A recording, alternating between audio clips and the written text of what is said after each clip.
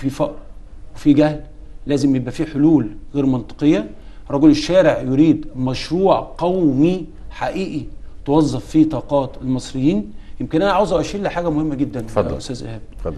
يمكن اكتر حاجه كانت او اكتر سبب حقيقي لفشل حكومه الببلاوي ان للاسف لم يتم استثمار الطاقات المتفجره من الانتماء الوطني المتدفقه بعد 30/6. المصريين بعد 30/6 لو كان في مشروع نهضوي قومي حقيقي تم توظيفهم فيه كانت الامور فرقت كتير. واحنا بنتكلم برضه على 30/6، خلينا نقول النقطه دي، يعني بعد 30/6 كانت هناك طاقه ايجابيه كبيره لدى المصريين. النهارده من 30/6 احنا النهارده بنتكلم، احنا يعني داخلين احنا في مارس. تمام. خلاص مارس برضه داخلين على نص مارس ومارس هينتهي.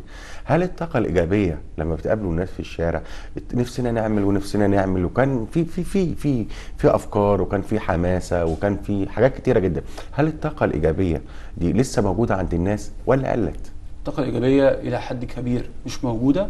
علينا أن نعترف أن في أزمة كبيرة بين الدولة المصرية وبين الشباب. علينا أن نعترف وأن نقول بدون حوار حقيقي بناء ما بين الدولة المصرية وما بين شبابها. ومن هنا يمكن إحنا جبهة، وأنا امبارح كنت في العمود بتاعي في جريدة عاجل كنت بنتكلم وبطرح مقترح على مؤسسة الرئاسة نتقدم به رسميا. طيب إحنا كنا في 10/2/42